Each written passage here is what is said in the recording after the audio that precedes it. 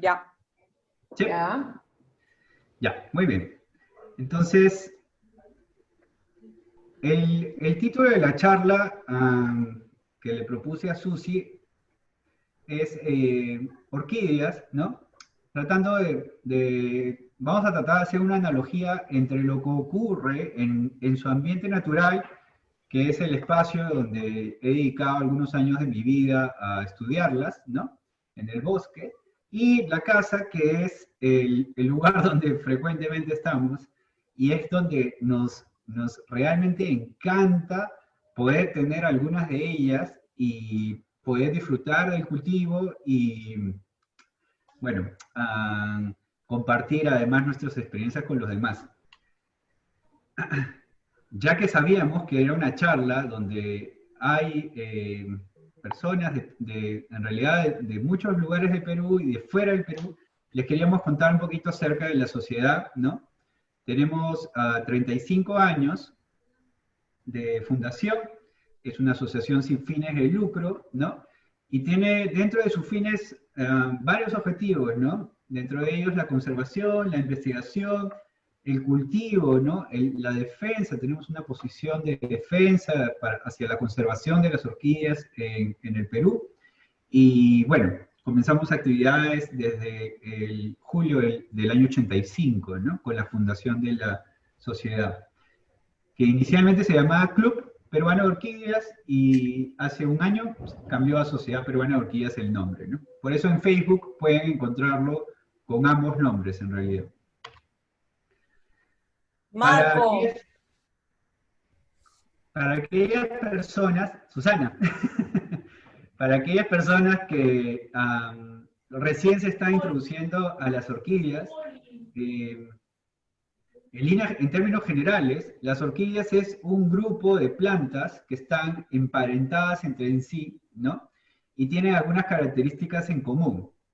Las características que realmente apreciamos todos los fanáticos de las orquídeas es las hermosas y flores y la gran variedad de flores de distintas formas, colores, aromas, que cada una de ellas nos brinda, ¿no?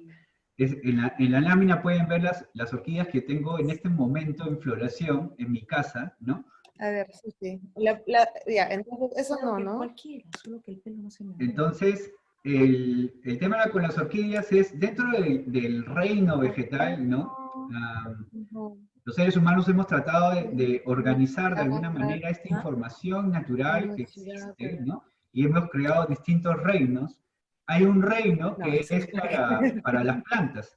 Y dentro de las plantas, toca ordenarlas nuevamente en distintos grupos.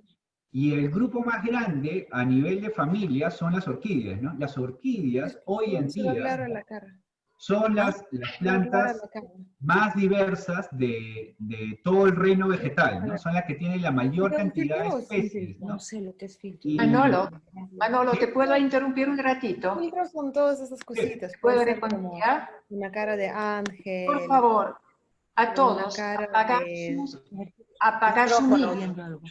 Se están colando voces y no debe ser. Se debe escuchar solamente al expositor. Por favor, apaguen sus audios. Gracias. Listo. Gracias, Susi. Entonces, el tema de este éxito de las orquídeas en una evolución relativamente reciente, ¿no? Estamos hablando de que las orquídeas le han sacado ventaja al otro grupo, a todo el resto del grupo de plantas dentro del reino vegetal, ¿no? Realmente entre hace 40 y 20 millones de años ha ocurrido esto, ¿no?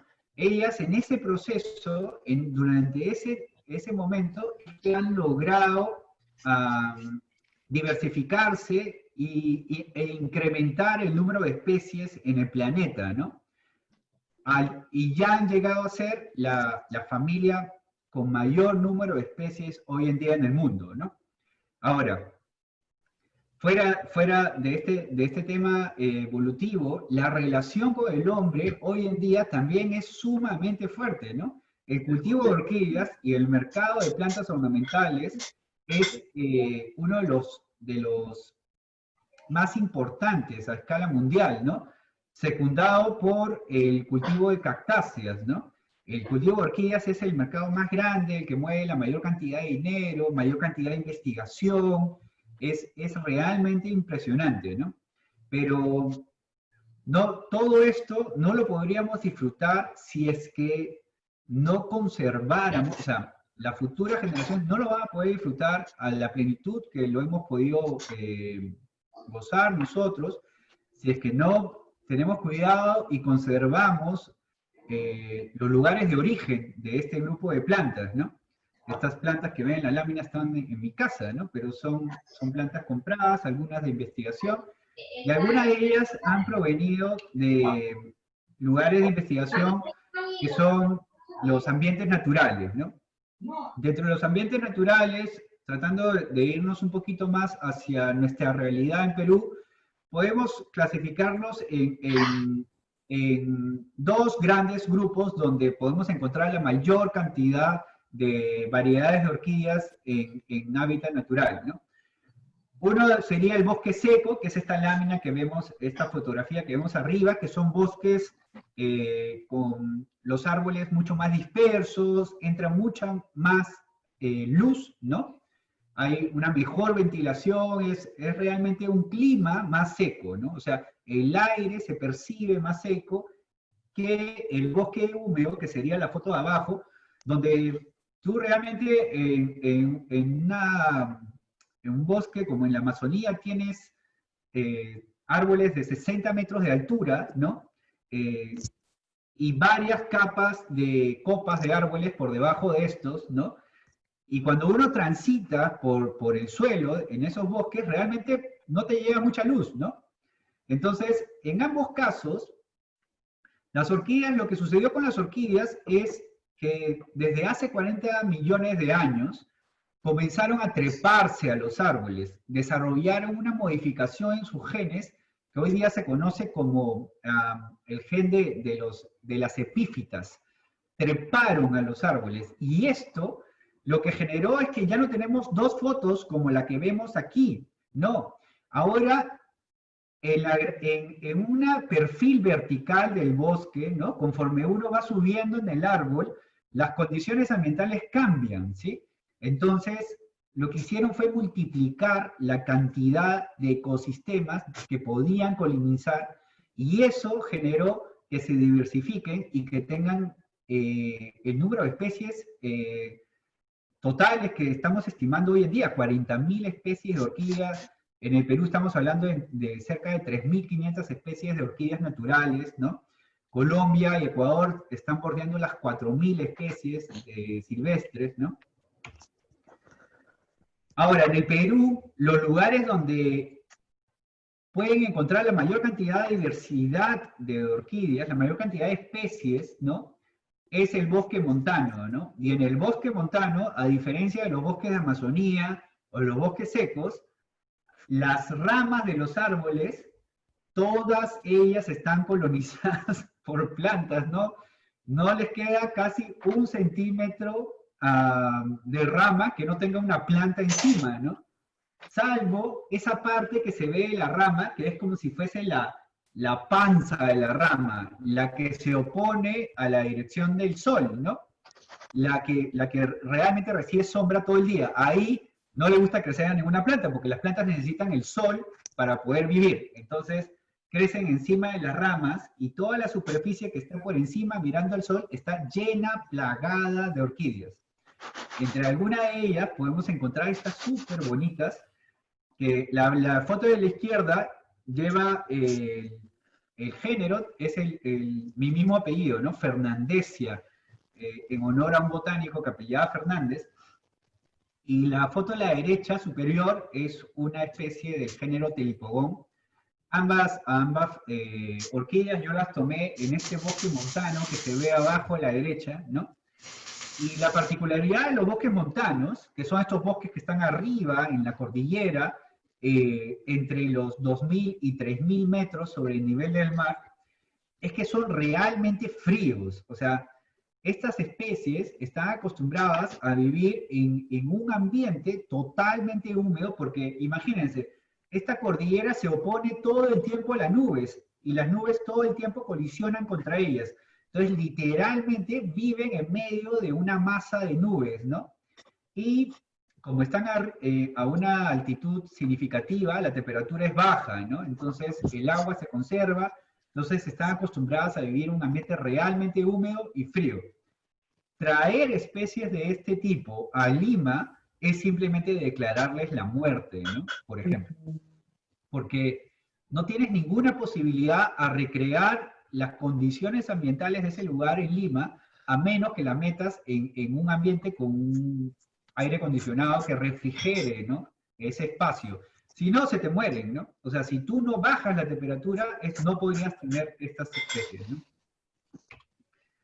Bueno, ahora acercándonos un poquito a donde estamos, esto es Lima, ¿no? Parte de Lima, para tratar de explicarles cómo es que yo trabajo estas condiciones que acabamos de describir en la naturaleza, ¿no? Hay distintas condiciones ambientales que ahora vamos a repasar más adelante, cómo yo las trato de considerar, ¿no? Las condiciones naturales del origen, o sea, de donde proviene la planta, es muy importante para que luego ustedes tengan éxito en el cultivo en sus hogares. Entonces, no basta con comprar la planta y preguntar cuál es el nombre y que te den la etiqueta, ¿no?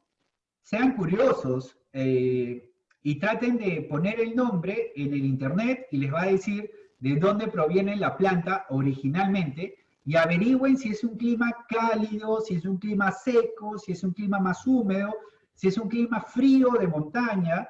Traten de averiguar cómo es el clima del lugar de origen de la planta que han adquirido, de tal manera que tengan una mayor cantidad de información que les permita aplicar criterios correctos y tengan éxito en el cultivo de lo que vendría a ser su casa.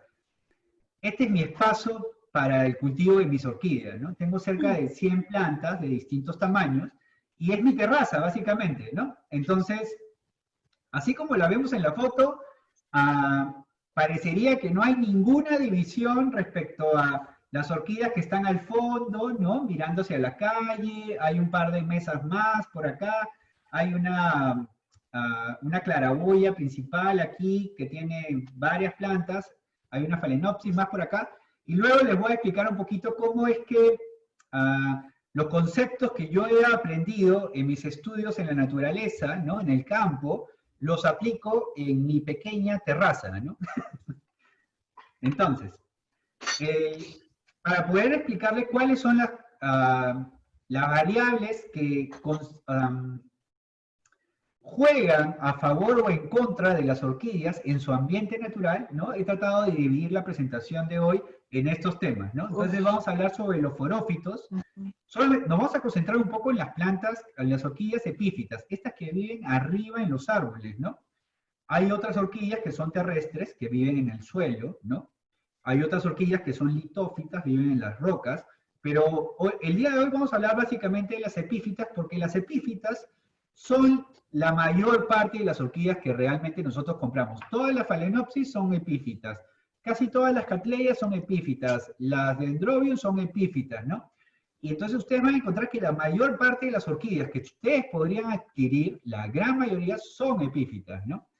Ahora, estos criterios se aplican también para los otros grupos para los otros hábitos de crecimiento de las orquídeas, no sean terrestres o de rocas, ¿no?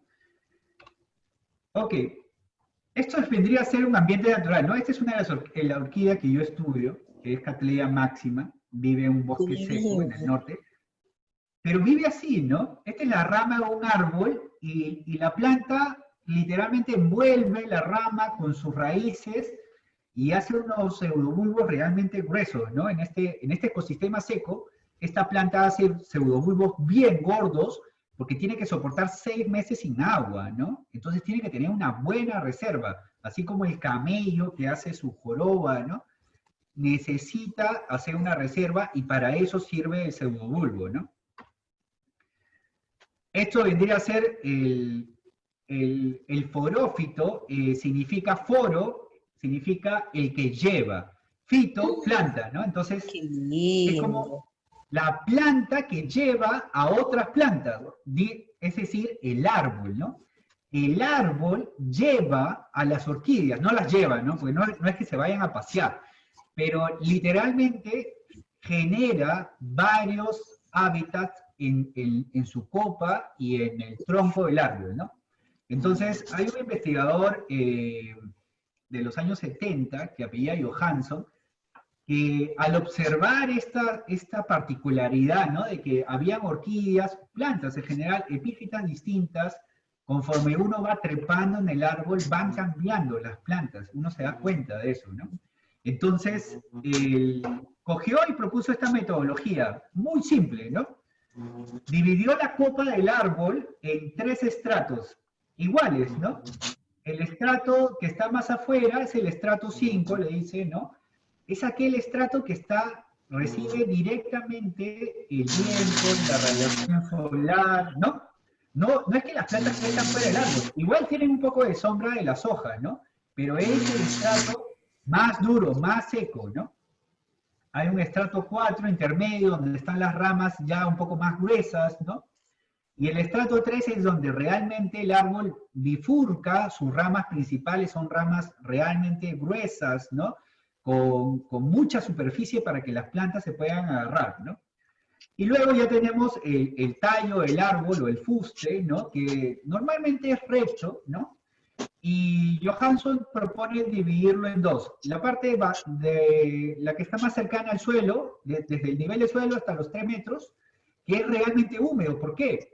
Porque el suelo genera evaporación de agua todo el tiempo, está transpirando agua. Entonces, toda esa parte de abajo de los árboles es muy, muy húmeda, ¿no? Y esa es una condición que algunas orquídeas prefieren, pero en realidad más lo prefieren los helechos. Vamos a ver más adelante.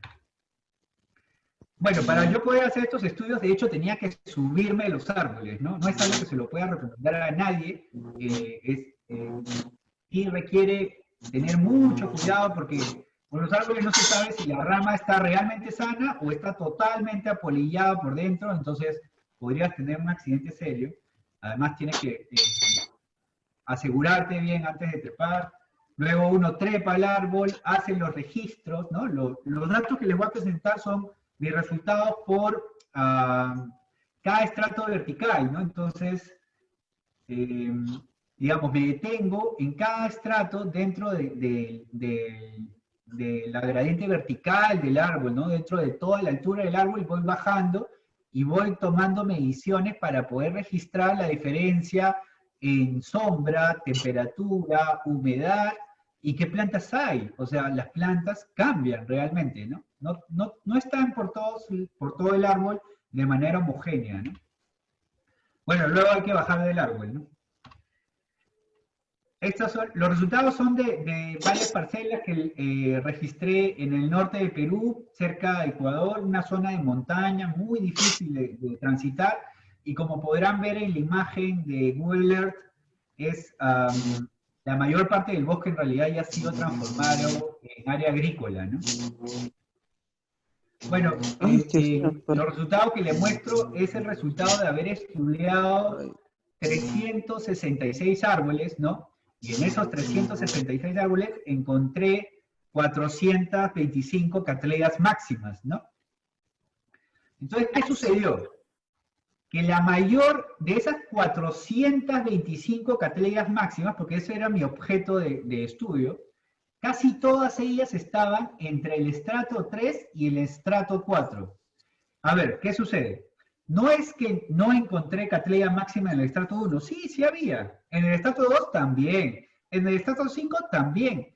Pero hay muy poco. Eso significa que la especie tolera incluso esas condiciones dentro del árbol, ¿no? En el estrato más seco y en el tallo, pero realmente prefiere estar en las ramas, en donde las ramas se bifurcan, ¿no? En el estrato 3 y 4, ahí es donde está casi toda su población.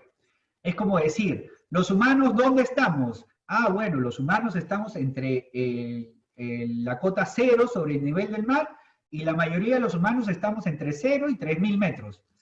Por encima de, o 4.000 metros, imagínense. Ya, por encima de 4.000 metros hay humanos viviendo, sí, claro, hay humanos viviendo, pero muy pocos, ¿no? Muy pocos toleran esas condiciones, ¿no? Esta distribución vertical, ¿no? Lo que refleja es que tanto la temperatura, la humedad, el porcentaje de sombra, ¿no? Varía, ¿no? Y esto es distinto para cada grupo de plantas. Entonces, por ejemplo, aquí compara un poquito dónde están los helechos. Los helechos son las columnas verdes, ¿no? Entonces, todos los helechos, casi todos ellos, yo los encontré en el fuste, en el tallo del árbol, en los estratos más bajos, más cercanos al suelo, donde se registra la mayor humedad y la menor cantidad de sol. Entonces, ¿no? La mayoría de los helechos en realidad son así. Ustedes no lo pueden poner directamente al sol, se mueren. En cambio, las bromelias son exactamente todo lo contrario, ¿no? En la parte basal, que es más húmeda, no les gusta. Les gusta más bien mucho sol, y la mayor parte de ellas están en la copa de los árboles. En los bosques naturales están en las copas de los árboles, donde les permite recibir radiación de forma, con un primer filtro, que serían las hojas del árbol, y luego mucho sol, ¿no? Les gusta mucho sol. Incluso son las que más abundaron en el estrato 5, que es la que recibe la luz directa del sol, ¿no? Algunos de ustedes seguramente tienen bromelias que le cae el sol de forma directa. Luego las orquídeas, como habíamos visto, estos son datos ya no solamente de Cattleya, sino son de todas las orquídeas que estudian este bosque. La mayoría de ellas, que son las columnas azules, están en los estratos 3 y 4, que son los estratos de las primeras ramas, que están protegidos con algo de sombra. Entonces, ¿cuáles son, qué cosas cambian en estos estratos, ¿no? Una de las principales cosas que todos nosotros tenemos que entender es que las orquídeas, en su ambiente natural, su única posibilidad, las orquídeas epífitas, ¿no? Su única posibilidad a poder ingerir nutrientes es gracias a su relación amorosa con los hongos, ¿no? Tienen una relación directa con los hongos, se juntan, se unen y forman algo que se llama micorrizas, que significa, es como si fuese una raíz, pero de hongo, ¿no? Mico-hongo, risa, raíz. Es una raíz, pero hecha por el hongo, ¿no? Entonces, ¿qué sucede? La raíz de la orquídea se conecta con el hongo, y ustedes ven que en las ramas avanzan esas raíces blancas de la orquídea, pero en el ambiente natural, el que realmente avanza y llega muy lejos es el hongo. El hongo, como si fuese un pequeño filamento, avanza y comienza a buscar nutrientes de cualquier otra parte del árbol, y finalmente lo lleva hasta la orquídea, ¿no? Entonces la orquídea come nutrientes, porque la orquídea no está en el suelo, ¿no? Estas orquídeas epífitas están ahí, en las ramas. Entonces recibe nutrientes gracias a los hongos. Sin los hongos, las orquídeas se mueren. Antes pensábamos, hasta hace un par de décadas, pensábamos que las orquídeas se relacionaban una orquídea con un hongo, y esa era en estricto la relación. Y eso ya sabemos que no es así, ¿no? Gracias a las últimas investigaciones, la tenemos clarísima. Cada orquídea se asocia con muchos hongos, ¿no? De manera benéfica se han encontrado hasta más de 6 especies de hongos asociados en un mismo momento, con una sola pequeña sección de una raíz de una orquídea, ¿no? En algún estudio que se hizo en Colombia, estudiaron, por ejemplo, cogieron un par de Cattleyas, ¿no? Y las trozaron, las partieron, y estudiaron todos los hongos que estaban en esas orquídeas, ¿no? Tanto en las hojas, en las raíces, en todos lados, ¿no? Y resulta que en esas dos plantitas encontraron 323 especies de hongos distintas. O sea, hongos que están atacando a la orquídea, hongos que están beneficiando a la orquídea, hongos que no están haciendo nada y están ahí nomás, ¿no? Pero entonces hay una relación de 1 a cientos, ¿no? Es muy, muy interesante. Entonces, lo importante de los hongos para las casas de ustedes es que, por ejemplo, un escenario como Lima, ¿no? En donde traemos una orquídea fuera del bosque, Lima es un desierto, ¿no? Acá no va a encontrar ninguno de los hongos benéficos que tenía en su ambiente natural. Entonces, por eso es muy importante, y la única posibilidad que las orquídeas de ustedes sobrevivan es que le den nutrientes, ¿no? Entonces, hay una gran oferta de nutrientes de distintos tipos para orquídeas que se diluyen en el agua y uno riega y eso es suficiente, ¿no? Es suficiente para suplir a estos hongos, a los hongos benéficos que en su ambiente natural le daban el alimento. Si ustedes no le dan nutrientes a las orquídeas, va a aguantar algunos años y luego inevitablemente van a comenzar a morir. Temperatura, cuando hablábamos de los estratos verticales dentro del bosque, ¿no? Dentro del árbol, se ve cómo la temperatura realmente sube en el estrato 5, que es el que está más arriba, ¿no? Y la temperatura baja hasta el estrato que está más cerca al suelo, ¿no? De manera, hay un poco de revisión de literatura, ¿no? En general, para Cattleyas, estamos hablando de entre cerca de los 25 grados centígrados en general, ¿no? También hay tolerancias a temperaturas mínimas. En Lima, por ejemplo, no bajamos de 14 grados de temperatura, que es un escenario ideal para orquídeas de clima cálido, ¿no? Humedad relativa significa que realmente qué tan húmedo cómo el vapor de agua se queda en el ambiente, ¿no? Si el aire tiene vapor de agua, ¿no? Entonces, lo que sucede es que la planta no se seca. Cuando el aire tiene poco vapor de agua, ¿no? Poca agua en suspensión, ¿no? Entonces, es como si tratara de quitarle el agua a la planta, ¿no? Y se seca mucho más rápido. Si ustedes viven en algunos distritos en Lima más pegados hacia la cordillera, que podría ser La Molina, ¿no? Esos climas son bastante más secos, entonces ustedes van a necesitar una mayor cantidad de riego que distritos que, por ejemplo, están cercanos al mar, que reciben constantemente la brisa y la niebla que proviene del mar, ¿no? Aquí, por ejemplo, ¿no? En Barranco, que es donde vivo yo, estamos hablando de más del 90% de humedad relativa, ¿no? Mientras que en La Molina, por donde está Susi, estamos hablando de 70% de humedad. Entonces, hay una diferencia importante y esa condición de humedad tienen que considerar ustedes a la hora de regar, ¿no? No se riega, no hay una receta para regar, eso no existe. Ustedes tienen que asegurarse de que la planta seque de alguna manera el sustrato para luego volver a regar. ¿Qué tan rápido seque el sustrato? Depende de dónde vivas y en dónde coloques la maceta, ¿no? Dentro de tu casa. Un poco de bibliografía. El porcentaje de sombra está referido a cuánta radiación solar recibe. En el ambiente natural lo que ocurre es que las hojas de los árboles sirven como de sombra, ¿no? Como estos sol y sombra que se hacen hoy en día de madera, ¿no? Es exactamente la misma función que cumplen las hojas de los árboles, ¿no? Por eso es tan agradable estar debajo de un árbol, porque te da una sombra fresca, pero también permite pasar un poco la luz del sol. Entonces, en este caso el estrato 5 es el que recibe la menor cantidad de sombra, ¿no? Y la sombra, esto es bien particular, ¿no? Es como, dentro del bosque ya es como muy homogénea, solamente recibe mucha radiación solar el estrato que está hasta arriba, en la copa de los árboles, ¿no? Entonces, haciendo una analogía de lo que acabamos de conversar, ¿no? Entonces tenemos, en el ambiente natural, ¿no? De acuerdo a lo que nos propuso Johansson ya hace más de 50 años, ¿no? Entonces tenemos el bosque, lo podemos dividir verticalmente en 5 estratos. Entonces yo lo que he hecho es dividir mi terraza en 5 estratos. ¿Por qué? Porque las plantas necesitan condiciones distintas, ¿no? Entonces, para mí, mi estrato 1, el más húmedo de todos, vendría a ser este pequeño mueble donde guardo todos mis nutrientes y las cosas para el riego de las orquídeas y el control fitosanitario, ¿no? Y acá tengo alguna phalaenopsis, tengo pocas en verdad, ¿no? Pero este vendría a ser el lugar más húmedo de la terraza, ¿no?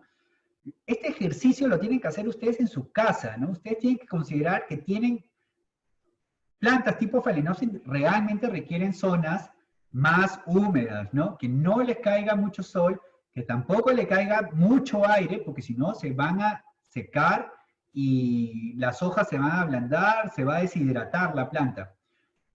Incluso aquí, yo creo que esta Phalaenopsis preferirían aún más húmedo, porque las raíces literalmente crecen hacia la pared, ¿no? Es súper gracioso. Mi estrato 2, ¿no? Que vendría a ser de los húmedos, el que es menos húmedo, sería este espacio de acá, donde tengo una mesita, ¿no? Un par de mesas que no están directamente mirando a la calle, es decir, no reciben el viento de forma directa, ni tampoco el sol que sale justo a este lado de la casa mira al oeste, entonces recibe los primeros rayos del sol, caen aquí, que para mí sería como mi estrato 4, ¿no? O sea, ni bien amanece, ¿no? Y el sol se aproxima, las orquídeas que están aquí en el borde ese de mi terraza reciben la luz del sol de forma directa y están realmente encantadas de estar ahí. Sí, las tengo que regar más seguido, ¿no? Porque no solamente reciben más sol, sino reciben una buena cantidad de viento, que es otro de los factores importantes para poder lograr secar el sustrato. Recuerden, debería ser objetivo de todos nosotros, los que cultivamos, lograr secar los sustratos hasta no completamente secos, ¿no? Pero lograr secarlos bien antes de darles agua nuevamente, ¿no? Entonces, estas de acá están muy bien ahí, les encanta la luz, el aire, ¿no? Entonces, estas plantas, digamos, es una condición seca. Y luego tengo esta claraboya que en el techo es corredizo, ¿no? Entonces, la mitad de esta claraboya en realidad tiene el lado que está a la izquierda, le cae sol de forma directa algunos días, ¿no? Claro que en el verano no lo permito, cierro la ventana de la terraza, ¿no? Arriba, para que pase luz filtrada, ¿no? El verano sí en Lima es muy intenso.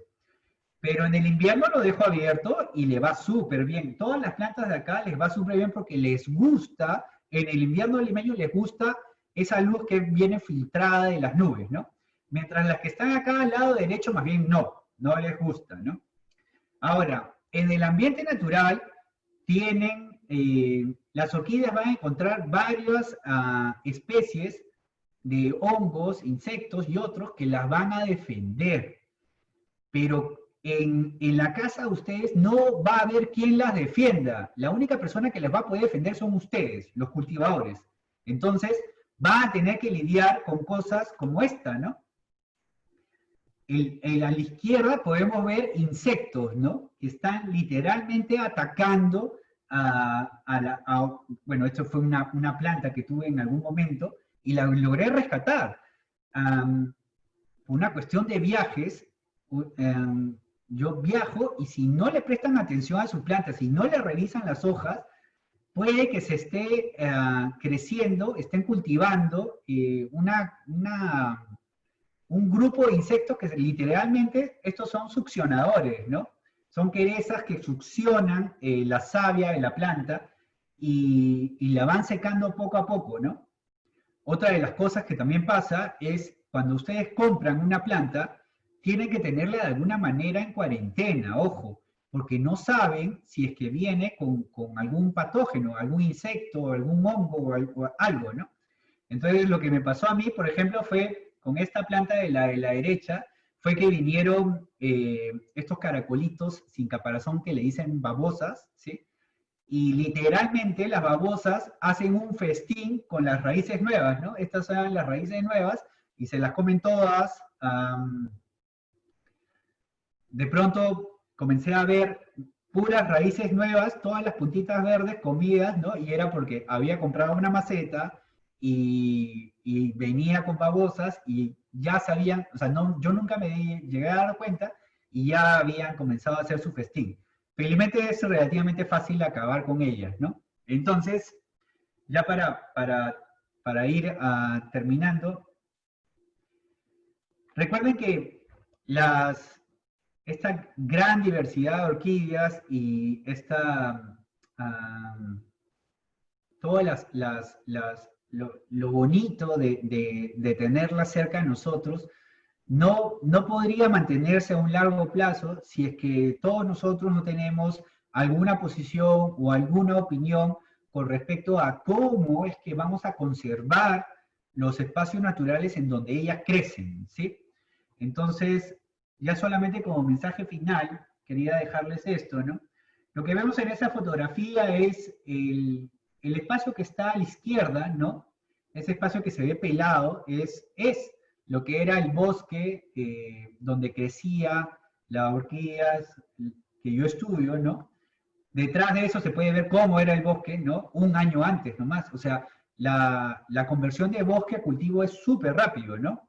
Y en este caso en particular es solamente para personas que necesitan literalmente cultivar para poder comer, ¿no? Esto es agricultura de autoconsumo, ¿no? Entonces, ¿qué sucede? Que si nosotros no conservamos las orquídeas, entonces vamos a perder toda la variabilidad genética, y en esa variabilidad genética vamos a seguramente poder encontrar no solamente aspectos que nosotros valoramos como ornamentales, sino probablemente encontremos algunos genes dentro de la variedad, podemos encontrar algún gen que permita a la especie sobrevivir a un cambio fuerte que provenga a un ataque que pueda tener. Imagínense que perdamos, no sé, pues todas las, en este caso, ¿no? Por ejemplo, todas las cattleyas máximas que tenemos en cultivo en Lima, porque entró un hongo voraz y arrasó con todas acá. Y resulta que en la población natural sí está la información, en alguna de sus variedades está la información de alguna cattleya máxima que sí es tolerante a ese hongo, ¿no? Entonces vamos a poder nuevamente cultivar gracias a que guardamos un banco genético en este lugar. Una de las cosas terribles de la zona donde yo estudio es que en un proceso pequeño, ¿no? De 35 años, de acuerdo a la interpretación de imágenes satelitales que nosotros hemos hecho, podemos confirmar que se perdió en 35 años, ¿no? Que es lo que ha, desde la reforma agraria que ocurrió en el Perú hasta ahora, ¿no? Se perdió, llevamos 50 años de reforma agraria, pero 35 años fue la imagen satelital más antigua que pudimos conseguir. Entonces pudimos confirmar que se perdió la mitad del bosque. La mitad de todo el bosque en donde vive esa orquídea se perdió en 35 años en ambas cuencas, ¿no? Entonces, aquí hay un poquito acerca de cuánta investigación falta hacer, ¿no? O sea, hay 2 subespecies, de acuerdo a lo que hemos conversado con los especialistas. Nadie ha estudiado los polinizadores de esta orquídea, nadie ha estudiado las micorrizas de esta orquídea en su ambiente natural. Mi estudio ha sido el único acerca de los forófitos, la diferencia de ambientes verticalmente dentro del bosque, y respecto a la conservación por parte del Estado, sí tenemos una población protegida en un área natural en Tumbes, en la costa norte del Perú, pero donde vive, exactamente donde yo levanté mis parcelas, ahí no hay 1 metro cuadrado de conservación, ¿no? Entonces va a quedar a voluntad de los propietarios, que son poblaciones campesinas, ¿no? Bueno, eso sería todo de mi parte. Muchísimas gracias. Susi, no sé si hay alguna posibilidad a atender alguna consulta de las personas.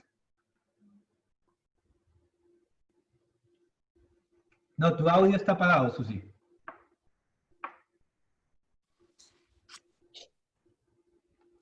Susi, tu audio está apagado.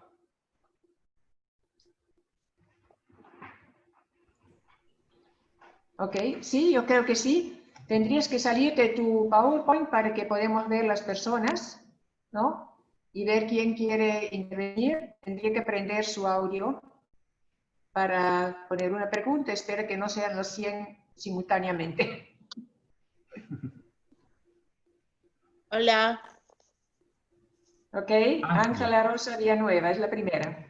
Sí, ¿cómo está? Felicitaciones. Muchísima ayuda para los que recién empezamos en este mundo tan lindo. Bueno, compré una Phalaenopsis y después compré otras, al final tengo 7.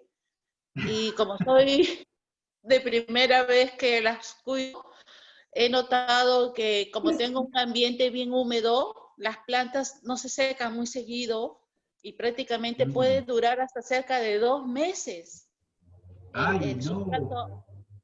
Hay 2 que han venido en musgo y duran en 2 meses. Entonces, tengo ese temor de que dicen que algunos que pueden salirle hongos. Pero como soy primeriza, entonces ahorita están muy bien. Han dado varas algunas, pero las cuido mucho, ya no las riego tanto porque me fijo mucho en lo que es las raíces, ¿no? Pero ¿cuál sería el consejo de ustedes? ¿De que yo lo tenga que ya cambiar de sustrato? ¿Tengo que airear más este musgo? Mi sala es de piso cerámico, entonces siento que hay bastante humedad. ¿Contestas tú, Manolo, o contesto yo? Yo. Lo primero es que no te vayas a perder la charla de Phalaenopsis, que la va a dictar ¿quién, Susi? No me acuerdo. A ver. Bueno, tenemos una charla específica para Phalaenopsis, porque tomaste una buena decisión, Ángela. Phalaenopsis es realmente una orquídea muy buena para comenzar a aprender el cultivo, ¿no? Son de las más sencillas para poder cultivar, por lo pronto en Lima, ¿no? Y sí es importante que permitas que seque el sustrato. Si tu sustrato no está secando porque es musgo, ¿no? Yo te sugeriría, si es que no la puedes mover a un lugar donde no le caiga sol directo, pero que sí pueda correr más aire, de tal manera que seque, ¿no? Yo te recomendaría cambiar el sustrato, ¿no? Por un sustrato que no retenga agua, tipo, puedes mezclar un poco de musgo con corteza de pino y con eso logras que ya no seque más rápido en realidad, ¿no? Yo también te recomiendo eso, Ángela. Sácala del musgo lo más antes posible. El musgo retiene mucho agua y nosotros tenemos como regla fertilizar cada 3 riegos. Entonces, si a ti te seca en 2 meses, tú vas a fertilizar tu planta en medio año y eso no es recomendable. Así que sácala del musgo, limpia bien las raíces, ojalá que estén en buen estado y cámbialo por carbón con un poco de musgo y por corteza de pino. Eso es lo más recomendable. Y ahí puedes regar, ahora en invierno, no sé, vives en Lima, entonces en invierno yo riego una vez a la semana y le va mucho mejor a la planta, o sea, tiene mucho mejor crecimiento. Muchísimas gracias por su respuesta, me han ayudado bastante. Yo vivo en Surco, entonces... Surco es un buen clima. Sí. Quería hacer una analogía al respecto. Recuerden que en el ambiente natural las orquídeas se alimentan gracias a las micorrizas, a su asociación con los hongos. Entonces acá en Lima eso no va a ocurrir, no hay. Entonces, si ustedes no le dan nutrientes en el riego, que es como lo que acaba de decir Susi, cada 3 riegos, o dependiendo de tu programa, tienes que darle nutrientes. Es como si no le das nutrientes, es como darle a un ser humano agua nomás. Se te va a morir. O sea, claro, va a sobrevivir a punta de agua, pero va a llegar un momento en que ya, o sea, no va a poder sobrevivir sin nutrientes, ¿no? Es muy importante que le des nutrientes. ¿Hay otras preguntas?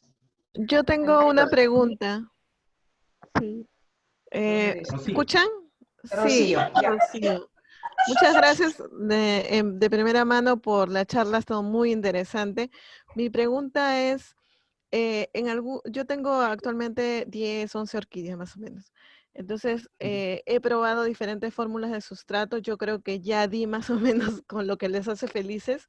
Sin embargo, he visto que en algunas de mis orquídeas las raíces empiezan a como que tornar un color medio marrón, medio un poco oscuro.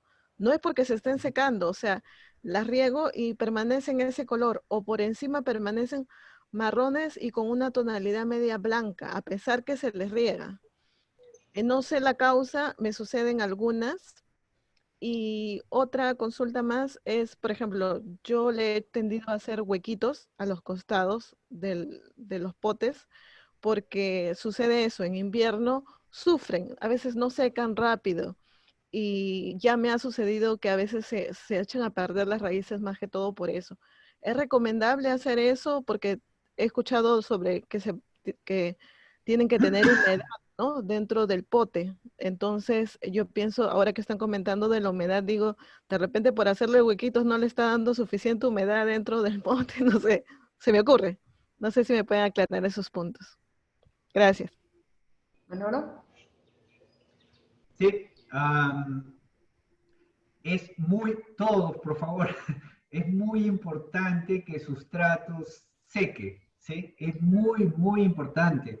Y en condiciones de una ciudad tan húmeda como Lima, el retener humedad constante en el sustrato es solamente una gran invitación a los hongos que en algún momento van a llegar y se van a llevar tu planta en un 2x3. Y no solamente una planta, ¿no? Sino eso es rápidamente se esparce y se lleva todas tus plantas de golpe, ¿no? Entonces, no lo permitan, manejen bien sustratos, séquenlo, no te preocupes por las raíces marrones o que se van secando. En realidad, las raíces más antiguas van cambiando su coloración de blanco intenso, que era cuando recién crecieron, con las puntitas verdes, van cambiando poco a poco, esa raíz se va convirtiendo poco a poco en un tejido muy, muy similar al corcho, ¿no? Ese tejido se llama velamen, y es literalmente exactamente igual que el corcho, ¿no? Es un tejido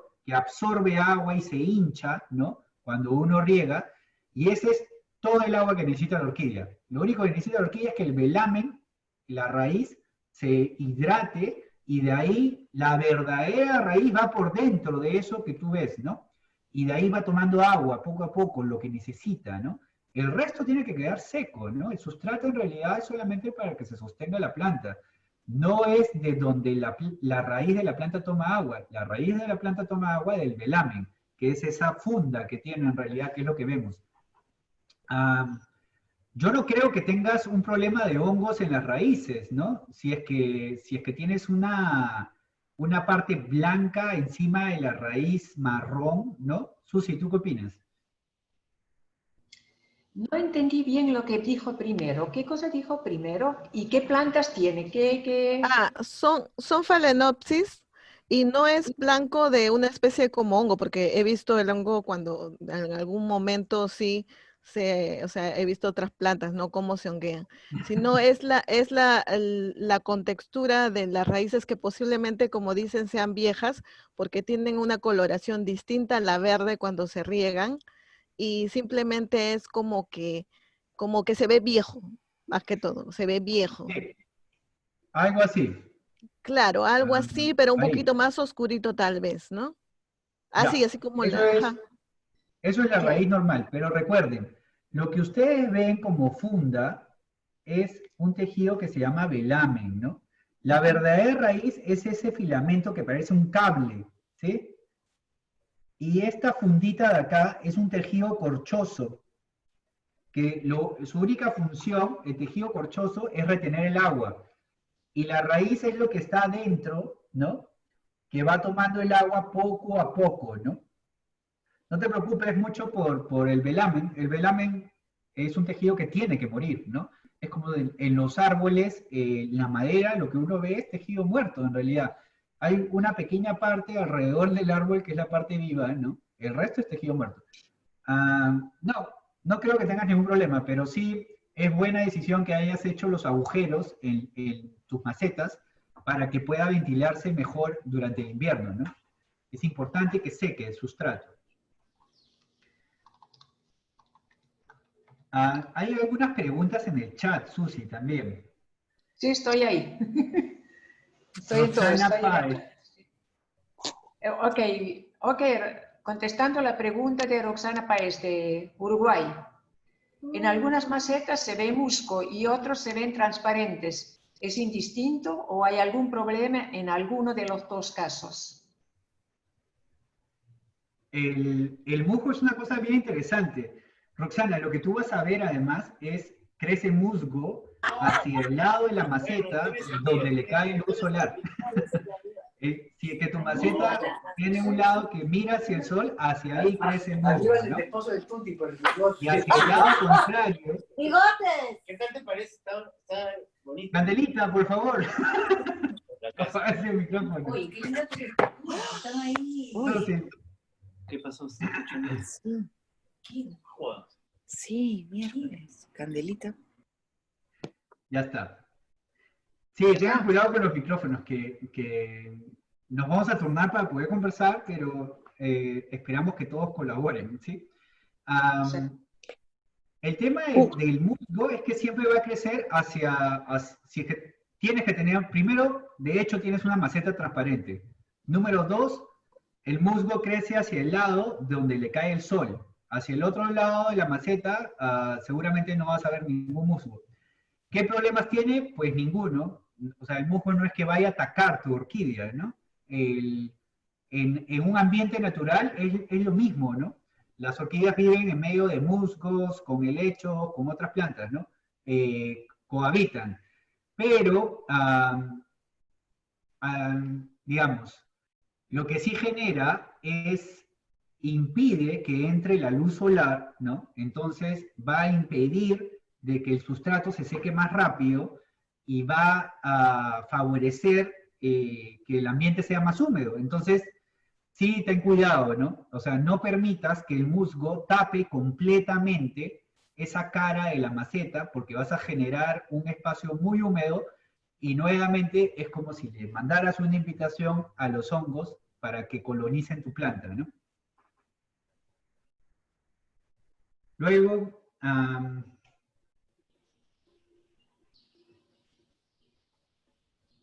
hay alguna consulta respecto a una orquídea, pero no tengo ningún árbol en mi casa donde colocarla. Roxana, para terminar tu pregunta, no, ni siquiera trasplantarla. Yo levantaría todo el sustrato porque las orquídeas no se pegan a la maceta, ¿no? Entonces yo levantaría toda la orquídea y el sustrato, retiraría esa película del musgo y la volvería a poner, ¿no? Siempre y cuando no haya colonizado más de la mitad de la maceta. Si no, también ya el sustrato, recuerden, es necesario cambiarlo cada 2 años, ¿no? Por lo menos, ¿no? Porque lo que sucede es que cuando ustedes riegan con los nutrientes, esos nutrientes inevitablemente se van pegando al sustrato.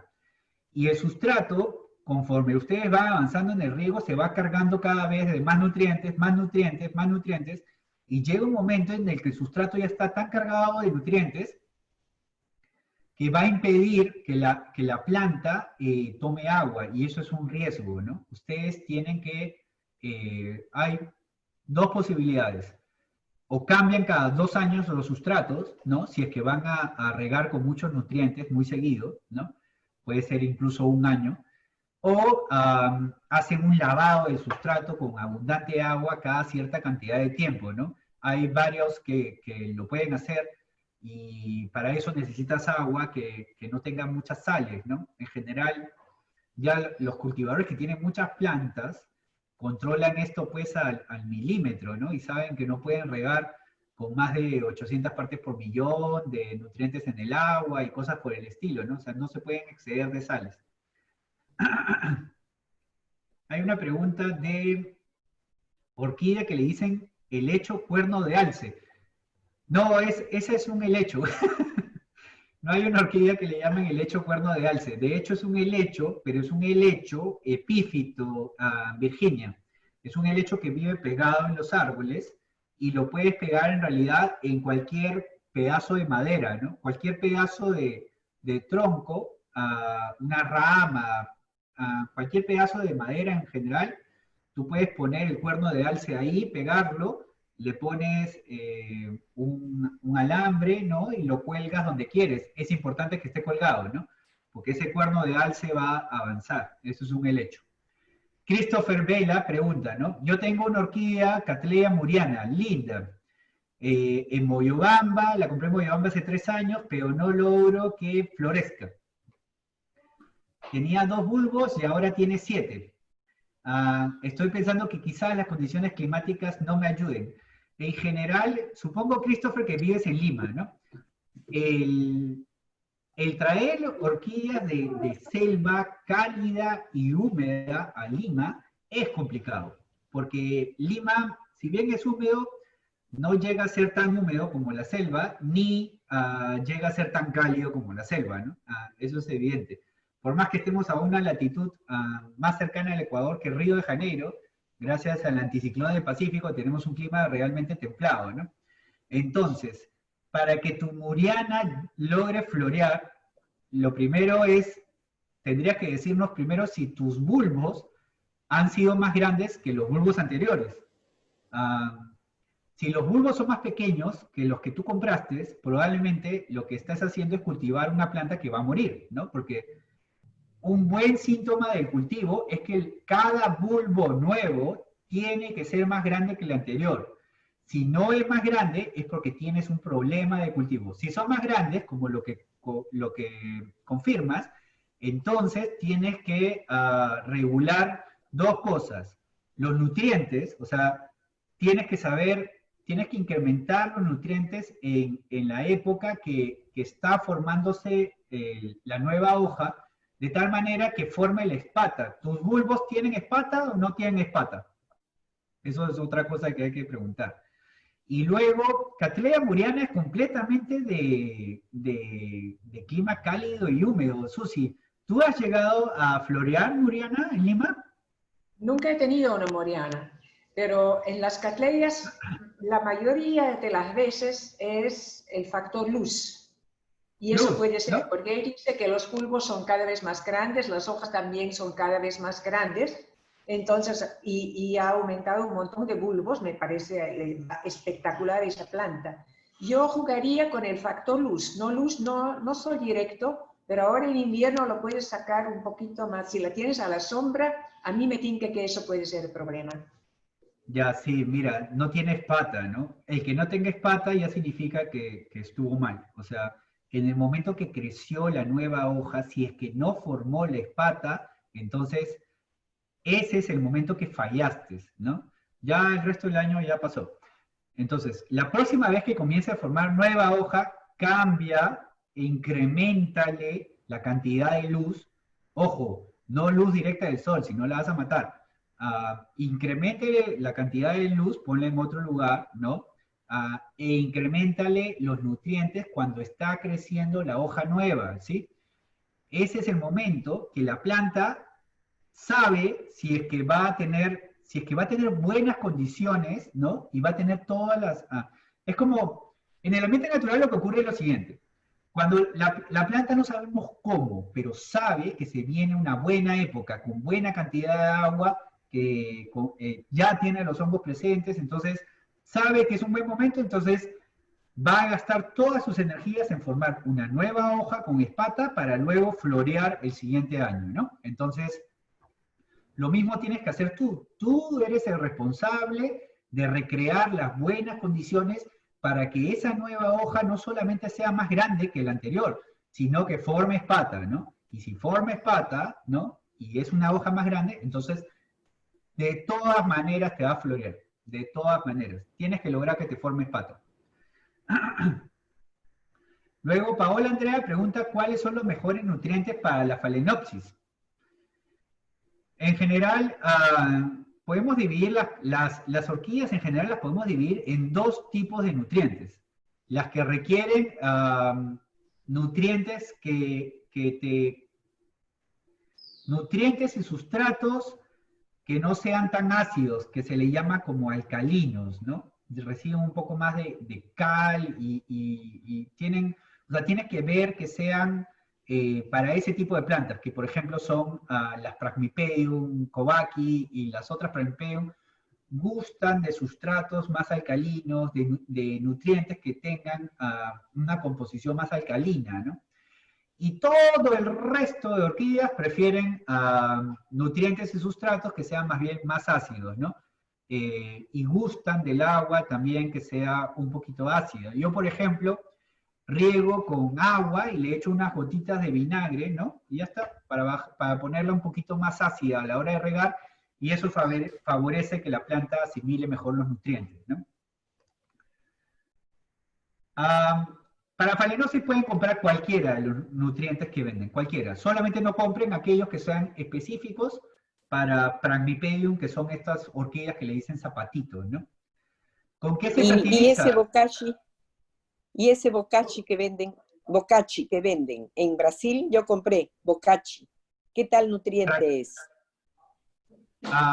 No, tendríamos que ver la etiqueta, ¿no? Para poder ver exactamente qué es lo que contiene, pero no se preocupen, casi todos los nutrientes los venden para orquídeas que prefieren medios ácidos. Solamente en Perú solamente conocemos a Alfredo Manrique, que es socio es miembro de nuestra sociedad, que es el que prepara especialmente nutrientes, ¿no? Para género Phragmipedium, ¿no? Que es lo que prefiere ese tipo de plantas, ¿no? Que viven en paredes rocosas, es una cosa súper rara, ¿no? En la naturaleza. A ver, ¿qué más preguntas? Había una pregunta de José Torres sobre qué tipo de árbol o corteza se recomienda para trasplantar. En el ambiente natural, las orquídeas no se pegan a cualquier árbol. No, eso no va a pasar jamás. Ellas se pegan siempre a algunas especies de árboles que le permiten vivir encima, ¿sí? Pero bueno, ustedes no van a estar en medio del bosque, ¿no? Entonces no tienen por qué buscar ese árbol, ese árbol no lo van a encontrar. Entonces, ¿sobre qué árbol lo vas a pegar o sobre qué madera? No importa, da exactamente lo mismo, porque tú lo que vas a hacer es reemplazar la función de la micorriza por los nutrientes que tú le vas a dar. Así lo pongas encima de un plástico, ¿sí? Bueno, tampoco lo recomiendo. O sobre una piedra, no importa, porque tú vas a reemplazar las micorrizas del ambiente natural y el árbol por los nutrientes que le vas a dar de forma artificial. Luego, hay otra pregunta de Oscar Vera respecto a Cattleya, ¿no? Él tiene una planta con una espata, pero que no crece la inflorescencia dentro. La espata está de color verde. Bueno, Oscar, el primer punto es que ya tienes éxito, ¿no? En tu cultivo ya está bien, o sea, tienes una hoja nueva con espata. Ahora lo que tienes que trabajar es la paciencia. Espera nomás que va a florear, no te preocupes. Si las condiciones se dan, ¿no? Ese es por dentro, la espata queda dormida, en el ambiente natural queda dormida durante más de 6 meses, ¿no? Así, delgadita, planita, flaquita, y luego cuando comienza a incrementarse la cantidad de luz, ¿no? En la primavera y luego en el verano, la espata por dentro se activa y comienzan a crecer los botones florales y luego van a ver cómo crecen, ¿no? No te estreses. Espérate a la primavera y espérate al verano. Si sale, ya está. Ya tuviste éxito con que tenga espata. Si tiene espata, pues felicítate.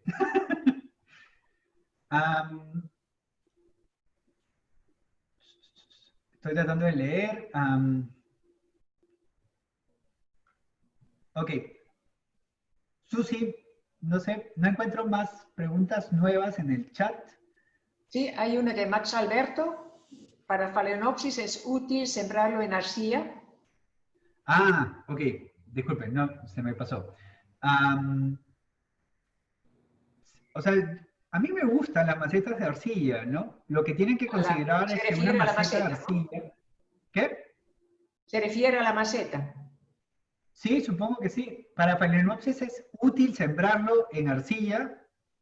O sea, en general, estas orquídeas, recuerden, todo lo que ustedes vayan a usar, el sustrato y la maceta, es algo completamente artificial, ¿no? Ustedes no están en estricto recreando la condición natural en su hábitat.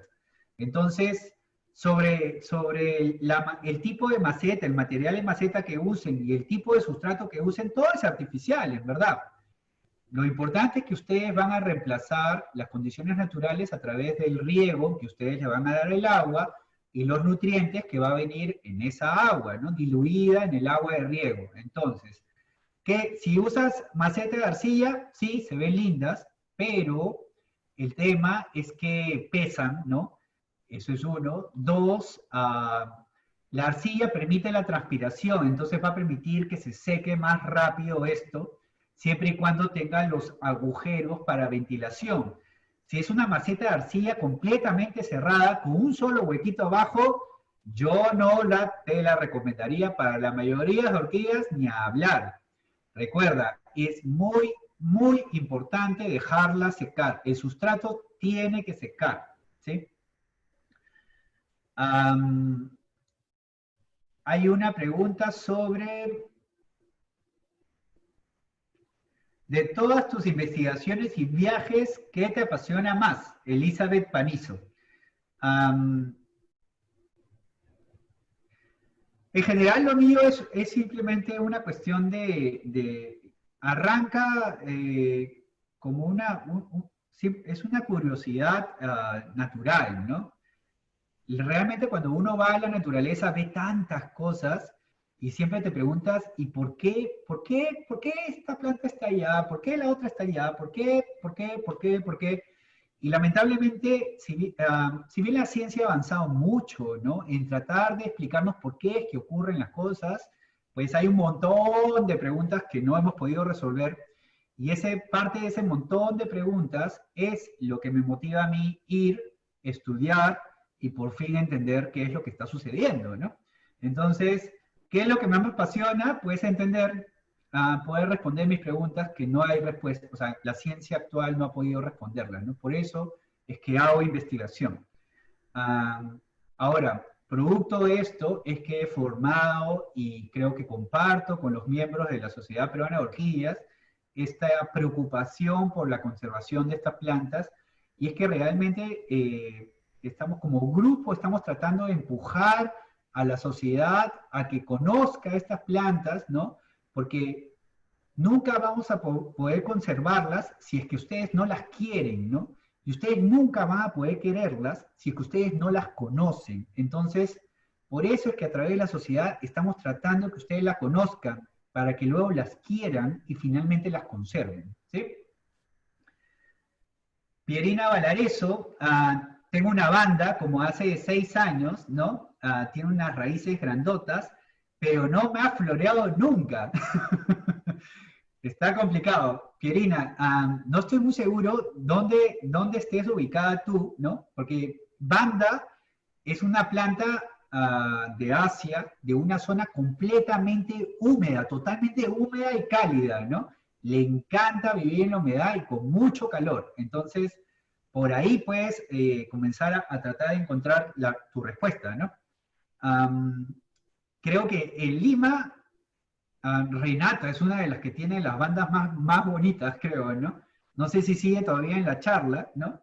Pero Renata Canepa, pero para bandas tienes que darle por lo menos un par de riegos en el verano, en Lima. La mayoría de los cultivadores la riegan 2 veces por día, mucho nutriente, mucho sol, y tratar de recrear su condición asiática, ¿no? Su condición en ese lugar de la selva asiática súper cálida, súper caliente, ¿no? Trata de recrear su clima natural, su ambiente natural, y vas a poder lograr tener flores. Las flores de esas plantas son maravillosas, realmente, ¿no? Luego, Rubí Rivera pregunta, ¿se puede utilizar fertilizante 20-20-20 para la Phalaenopsis? Sí. Sí, en general es... en el invierno, las Phalaenopsis normalmente se comportan así, en Lima por lo pronto, ¿no? Viene el invierno, ese frío de la noche, fría realmente, es la que activa la floración en la Phalaenopsis en Lima, ¿no? Entonces, no vayan a tener sus Phalaenopsis encerradas en su cuarto, calentitas en el invierno, ¿no? Eso no vayan a hacer. Necesitan el frío para que puedan estimular el crecimiento de la vara floral. Entonces, luego del invierno, espérense a que comience la primavera, ¿no? Comienza la primavera ahora en septiembre y comienza a meterle nutrientes, compra fertilizante, pero para floración, ¿sí? Que no es el 20-20-20, ¿no? Y con eso vas a dejar la planta bien nutrida para que te dé una floración espectacular, ¿no? Las riegas, riega me pregunta si riego las plantas en la tarde. Solamente en verano. Solamente en verano, cuando hizo un día realmente cálido, les doy agua en la noche, en la tarde, y evidentemente se van a quedar húmedas buena parte de la noche. Pero luego no. O sea, en las orquídeas es un hábito de diurnos. Se levantan temprano y rieguen sus plantas. Y dejen que durante todo el día seque el sustrato, se ventile, la planta disfrute de estar hidratada todo el día, no tenga que pasar estrés de hídrico durante un día soleado. No le hagan eso, ¿sí? Denle agua temprano en la mañana, como su desayuno, y listo. Las plantas les va a ir muy bien.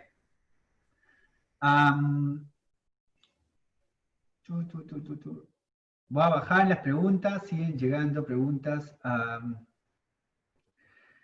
Jeremy de la UNAM me pregunta si he encontrado orquídeas con potencial comercial. Es una pregunta amplia, ¿no? El mercado mundial de orquídeas está alrededor de los 6. Cuando yo salí de la universidad hace 10 años, ¿no? Eran 6.000 billones de dólares, era el mercado mundial de orquídeas, ¿no? Lo que se comercializaba. Hoy en día, pues, debe ser el doble de esa cifra. Bueno, este año no. Pero en el Perú tenemos como un poco más de 3.000 especies de orquídeas, y yo estoy más que seguro que todas ellas tienen algún valor comercial. Lo que pasa es que el valor comercial actual es algo que ya tú puedes ir y comprar en el mercado, pero hay cosas que uno puede crear. Hay cosas maravillosas que hacen en El Salvador, en el país, ¿no? En Centroamérica. Cogen las orquídeas de flores chiquitititas y las ponen en una resina y hacen aretes de plata con esas orquídeas que se quedan preservadas, como el ámbar, ¿sí? De los árboles que tienen esos insectos prehistóricos, igual. La guardan en resina transparente y logras unos aretes preciosos con la orquídea conservada con sus colores naturales para siempre.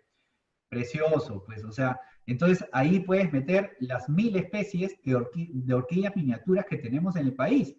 ¿Cuántas orquídeas miniaturas tienen potencial comercial? Pues todas. De flores grandes, hay un montón de flores grandes que no se comercializan, ¿no?